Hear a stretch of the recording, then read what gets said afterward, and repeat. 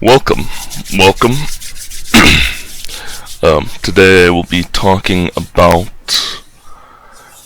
my programming language again, the Y programming language. And I have this example that I showed quite quickly last time, and I'm going to go through this example, maybe come up with another example. Of course, some things are subject to change. I can see one thing right now that I'm probably going to have to change the syntax for. But other than that,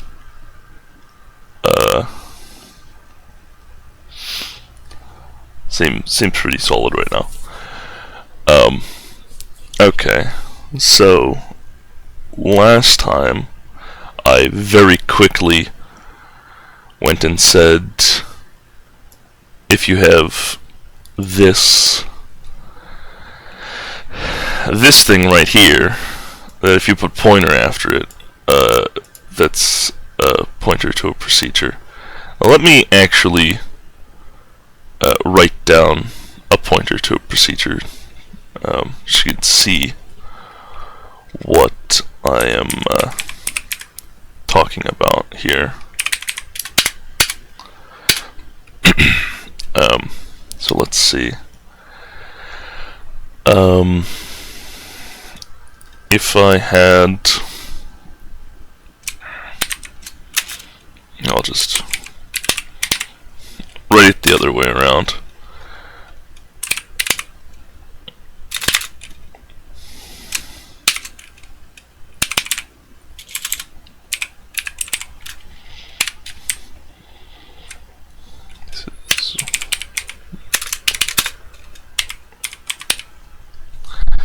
Okay. So this is what I mean. We have this type, which is of procedure from real to bool, and it's just ordered in the way that you would order it if you were to write a procedure. You have the return type right over here on the left, and you have the type, or well, technically the types of the parameters here on the right. But there's only one, so I just write it like this. And then, of course, we have a procedure to this, or a pointer to this procedure type. And then, of course, my variable is func, and then it's getting the address of foo, which, of course, up here is real to bool. And so foo is of type real to bool, and then, of course, getting the address of that is a pointer, of course. And if you haven't seen my last stream where I introduced the Y programming language, I will go over this, go over it a very tiny bit again. In this programming language, I have this type composition, and this composition is separate from what you might think of as composition of types, as the Hasso relationship, if you're familiar with UML. This is a separate relationship, and this allows basically to use types in more modular ways. Now, of course, I've done that with this pointer type. If you're used to C, you would see, of course, star here, or many stars. But that's really the only type in C that has any similarity to the type composition. Every other type, like you have an unsigned int, an unsigned int, both of those words, so I'll just write this down real quick. So in C,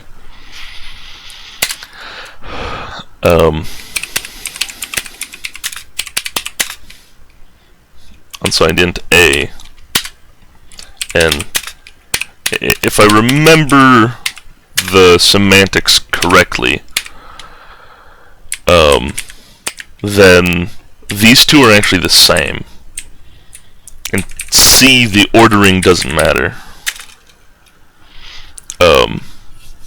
for the type names, or type words, I should say, because technically this is one type name, I think.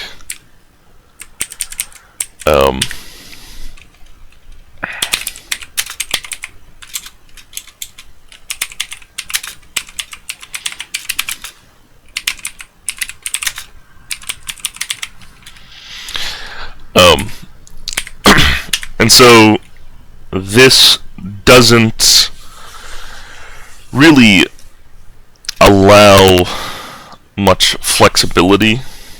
So in C you would have, of course, you just have your type name, and then maybe you'd have a pointer to that, or a pointer to a pointer to a down the line. But that's all you can really have, is one type name in the type. That's by design. That's how C works. But it was my thought that you could get away with much more modular things without resorting to basically macro hacks like you'd have in C or C++. And in my language here, the ordering of the actual types matters. It's like with this one, it's a pointer to a real-to-bool procedure, as opposed to I can't really do it the other way around. But I can do like,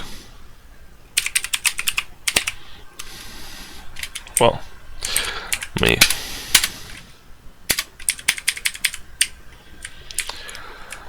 So there's a difference between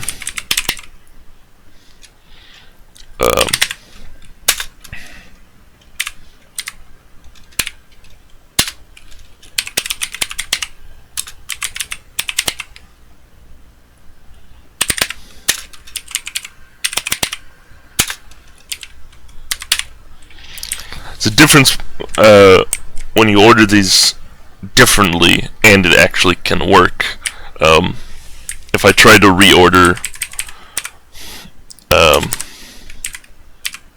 these over here, it actually wouldn't work, because the pointer type composes another type, which I should specify that if you haven't seen the last one, the way that I am getting this type composition very nicely how I am is because the type system in Y is completely hierarchical. There is a root type that all types derive from, but it's abstract, so you can't like instantiate anything of it. But pointer here, of course, composes on that type. So any type that inherits from it, pointer can compose, and that's how this is working. And so reordering them, if you can, like reordering vector and pointer here, these produce different things. So in here I have a vector of length 3.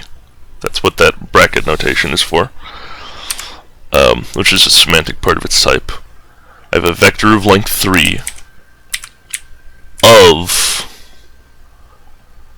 pointers to integers. Whereas on the second line here, I have a single pointer to a vector of length 3 of integers. Now, of course, practically, probably be using this bottom one more. But this type system, especially with this type composition, allows for great flexibility and modularity of these types, so that you can get a wide range of structures without actually needing to, write a new type.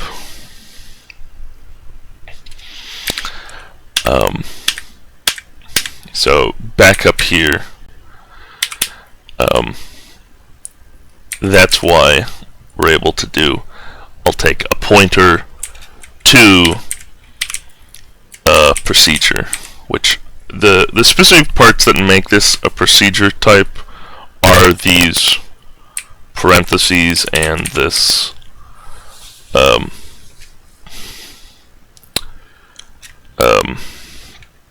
the two less than signs. I don't really have a name for it right now. And then, of course, if you're used to C, in C, you don't use the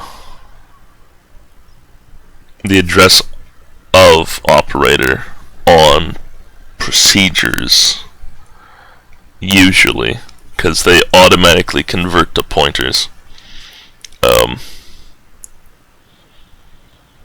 Because you can do it either way. I think that's what the C standard says. Yeah, I think if you don't put the address of it, automatically converts or something like that. The C standard is, I think, a little bit weird, and it's one of the reasons why I started working on this. To make a consistent programming language that doesn't have weird things like that.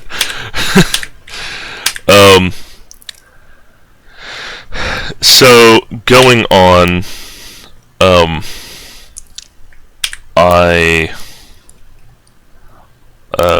show a bit of this scoping stuff that is up here. Well, I'll show the whole example, and then if I have time, I guess I might show some more examples. This stream might be a little short today. So up here we have a library. Remember, libraries in my language, it's just a namespace. Still working on syntax, but right now I just have it, You've probably seen this syntax for it.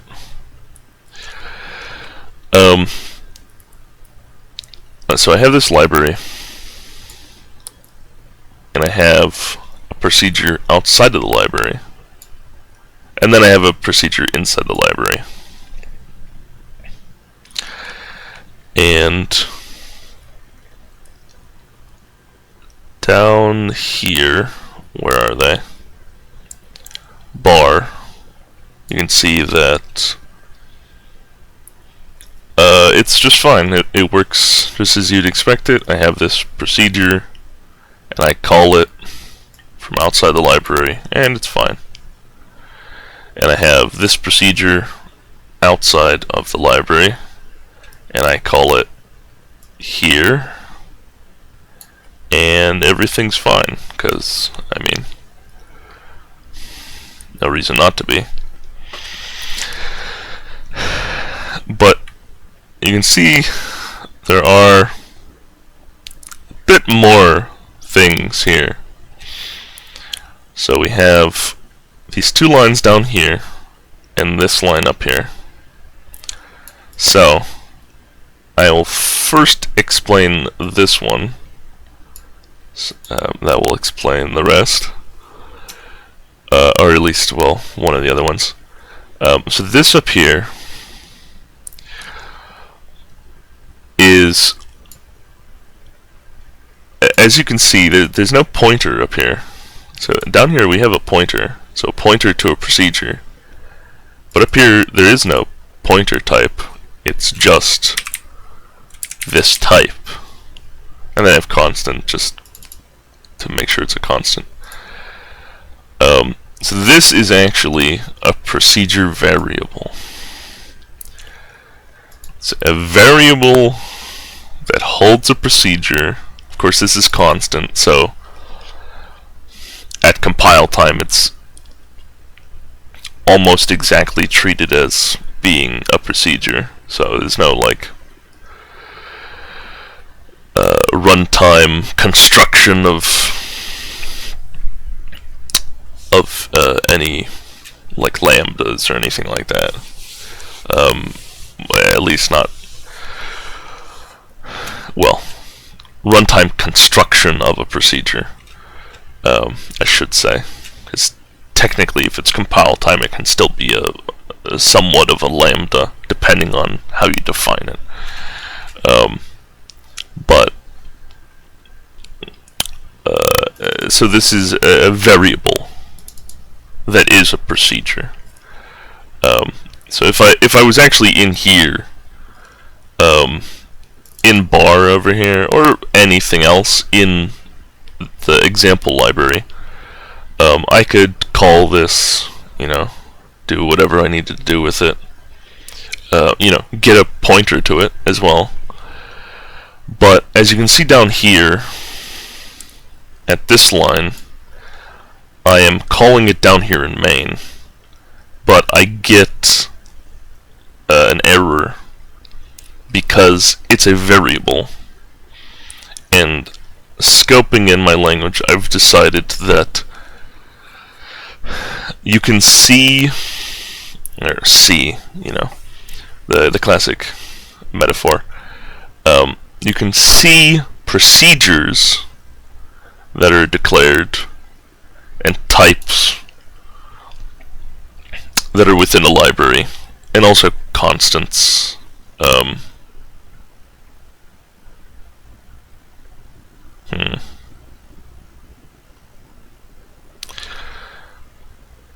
Well, maybe not all constants. I have to come back to the drawing board on constant numbers then, because this is technically constant. Who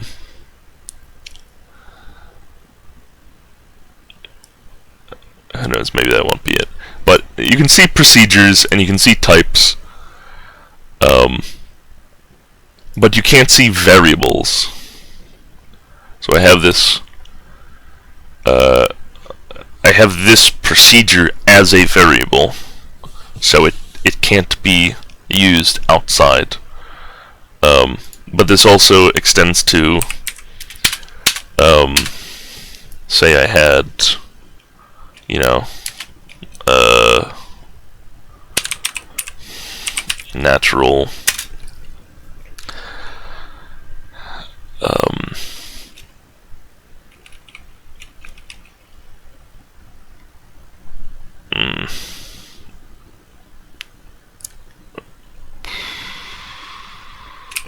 just say shift.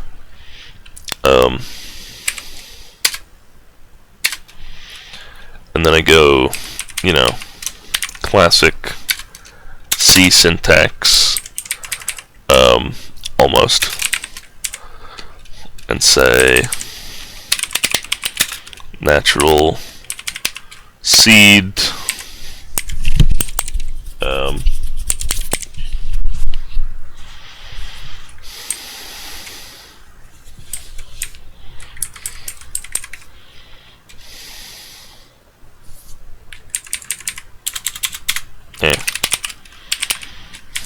I'll just go like that right now, and then I can say, you know, like shift equals initial,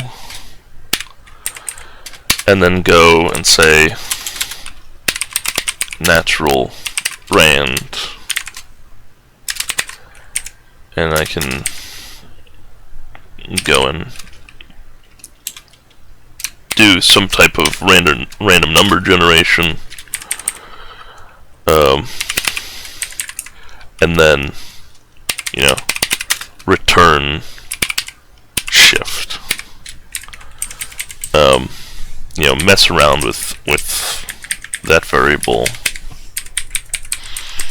and then return it. And so outside